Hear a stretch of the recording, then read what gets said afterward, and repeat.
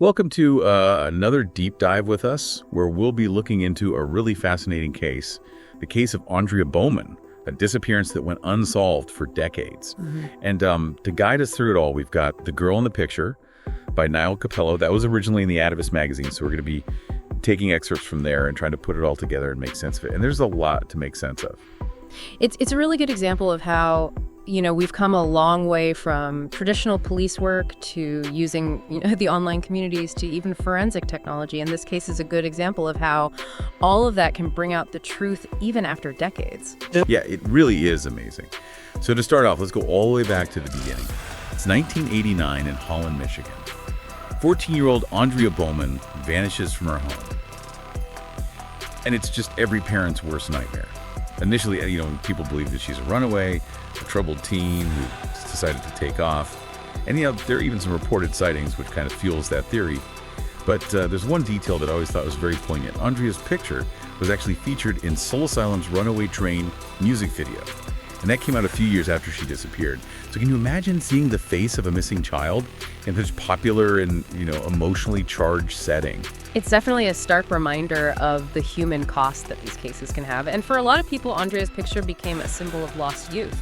And really all those unanswered questions that linger for families for years, even decades after. Oh, yeah, absolutely. And it also makes you think, do we as a society, do we jump to that runaway conclusion too quickly when it comes to a teenager? You know what I mean? It's very common. It's almost like we try to explain away their disappearance instead of looking at something more, something worse. Yeah. I've caught myself doing that, they probably just ran away. Yeah. Instead of considering maybe something else is going on. Yeah. We just seek those simple explanations, especially when we're fighting, right? Right. We don't want to think about the scarier possibilities. Yeah. Exactly. But this case, as we go through it, you'll see that, we should challenge those assumptions. We should always demand a thorough investigation, no matter who the missing person is, what their background is, right, their circumstances. Absolutely. So moving on, as the years go by, the trail goes cold. That's when Carl Koppelman comes in. He was a forensic sketch artist, and he was so passionate about using his skills to solve cold cases. So he became really fixated on a case of an unidentified Jane Doe. She was found in Racine County, Wisconsin back in 1999. And what's remarkable about this guy is he doesn't just rely on gut feelings. He actually dives into databases, compares missing person descriptions with the Jane Doe case, and he even uses software to create age progressions and post-mortem renderings. It's like, you're looking into the future, or in this case, the past, Yeah. and trying to make those images come to life. Exactly, like something out of a movie. Yeah. And so using all this technology in his approach leads him to a possible link between Aundria and the Racine County Jane Doe. Yeah. He sees these physical similarities, and plus Holland, Michigan, where Aundria went missing, is actually geographically close to Racine County. Oh, wow. So this is one way technology can actually bridge the gap between cases that seem unrelated at first glance. Yeah. Wow. That's really fascinating. So at the same time all this is going on, we have Kathy Turkanian, who is Aundria's birth mother. She'd given Aundria up for adoption years earlier. And she gets a letter informing her about Aundria's disappearance and this possible link to the Jane Doe. It's like a bomb dropped, Talk about a bombshell, right? Totally. But from that moment on, she becomes this force driven by that motherly love and just the burning need to find the truth, and she launches her own investigation and refuses to let Aundria be forgotten. Wow. That's powerful. So you won't believe this, but Kathy and Koppelman actually connected online through classmates.com. Remember that site? It was all the rage back then. Of course. Talk about the power of the internet, right? Yeah. Especially in those early days when online communities were just starting to pop up. Yeah. It's a crazy alliance, for sure, but really fruitful. She brings that unwavering determination, and he brings his forensic expertise. And it kind of gives the investigation a whole new push. It just shows you how powerful online communities can be for generating leads and even connecting people who might never have met otherwise. Absolutely. It's amazing. So together they start digging into Aundria's life, right? And they find some really unsettling things about her adoptive father, Dennis Bowman. Remember, at this point, everyone still believes that Aundria is a runaway. But then Kathy and Koppelman uncover that Bowman has a prior conviction. Back in 1980, he was convicted of assault with intent to commit criminal sexual conduct. It's kind of chilling when you think about it. Right. Your blood runs cold. and suddenly, that runaway theory takes on a much darker meaning, doesn't it? Oh, yeah, for sure. It's like, wait a minute, there's more to this story than we initially thought. and the plot just thickens. Yeah. And it doesn't even stop there. They find out that Bowman was actually caught breaking into a former coworker's house in 1998. And it just starts to paint a very different picture of the man Aundria was living with. Right. You think, who is this guy? Yeah, it makes you question everything you thought you knew about the case. And it makes you wonder, how could someone with a past like that go unnoticed for so long? It's really disturbing when you think about it. Oh, yeah. It's a question that stays with you throughout the whole case, actually, and it only gets more unsettling from here on out. Oh, I bet. Okay, well, we're going to have to take a break here, but when we come back, we'll dive even deeper into this story. And trust me, you won't want to miss what comes next. It's a real roller coaster ride. So Kathy takes all this information that she's found out about Dennis Bowman, and she files a Freedom of Information Act request, just to get more details. And what she finds is even more disturbing. It really confirms that Bowman is, a dangerous predator. And it makes you think, how does knowing somebody's past change our perception of their current actions? It's like you're looking at a puzzle and you finally found that one missing piece. Right. And it just changes the whole image. Yeah, absolutely. And it makes you think, how could we have missed this? But just as we think the puzzle is coming together, there's a twist. Remember the possible link between Aundria and the Racine County Jane Doe? Well, the DNA tests come back and they don't match. The Jane Doe is not Aundria. Wow. It's a huge blow to the case, especially for Kathy and Koppelman, who've put so much into it. What do they do now? Well, this is where the online sleuthing really comes in handy. They double down on their efforts. They're using platforms like Facebook, connecting with anyone who might have known Aundria. It's like they're combing through social media posts, photos, comments, anything that might have been missed. It's like being a digital detective. Yeah, exactly. They don't give up, and their hard work pays off. They connect with people who knew Aundria, and they start uncovering these heartbreaking details about her life leading up to when she disappeared. One of those people is Jennifer Jones, and she was a classmate of Aundria's. And Jennifer tells this chilling story about how Aundria confided in her about being sexually abused by Dennis Bowman. And it's not just her. Another key witness comes forward, Arlene Ron. Her sons were actually friends with Aundria, and Arlene remembers Aundria talking about the news, even witnessing a scary encounter between Aundria and Bowman. It's just heartbreaking. You can't help but wonder, what if someone had stepped in, What if they took those signs more seriously? Right. It's a question that really sticks with you. And it makes you realize how important it is to speak up. If you see something, say something. Absolutely. Especially when it comes to abuse. For sure. Right. You have to report it. So then the Schaffers, remember them? The family friends of the Bowmans, they come forward and share their experiences with Dennis Bowman too. They always had suspicions about how he acted around young girls. They even recall him bragging about, sexual conquests. Yeah. It's like a pattern is starting to emerge. Right? Yeah, it's a terrifying pattern that points to his predatory nature. And as Kathy and Koppelman learn more, the more convinced they become that this is not a runaway case at all.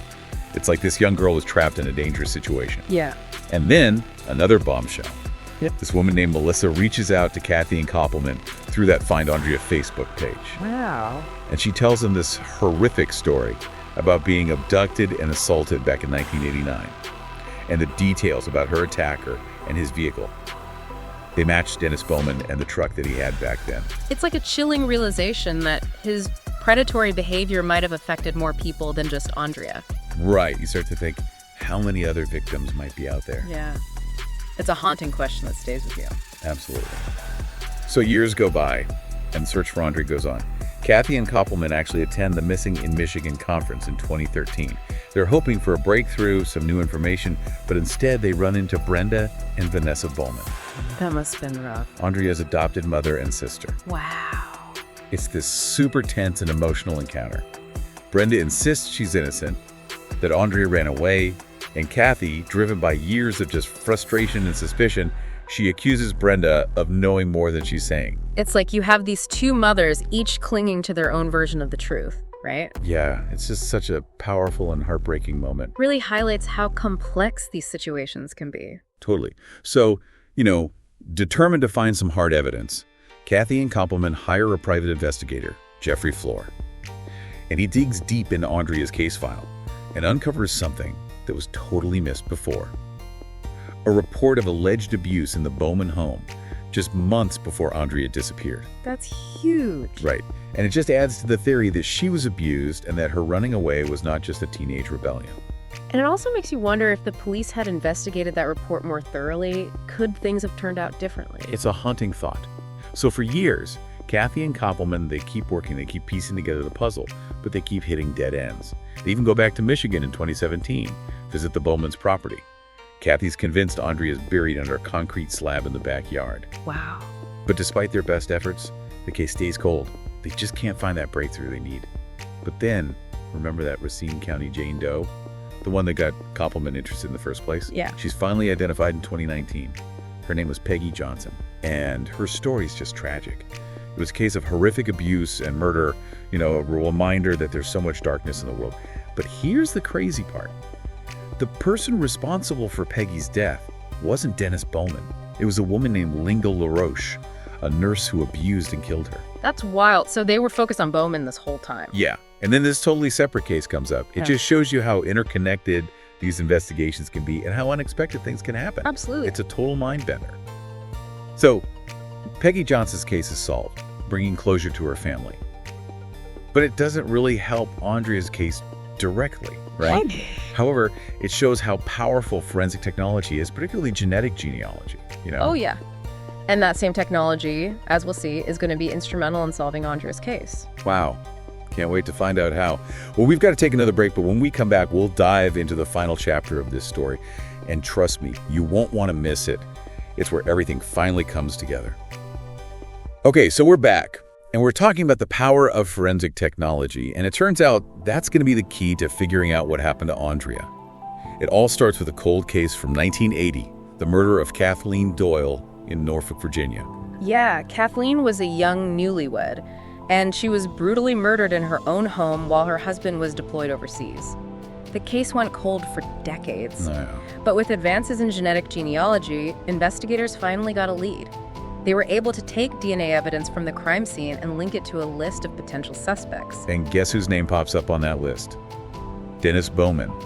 It turns out that Bowman was actually stationed in Norfolk at the time of Kathleen's murder. He was serving in the Navy Reserve. Wow, what a coincidence. Right. It's crazy how all these seemingly random events start to connect. It really is. Like, it was all meant to be revealed. And here's another crazy thing. Remember how Bowman and Brenda reported Kathy for harassment?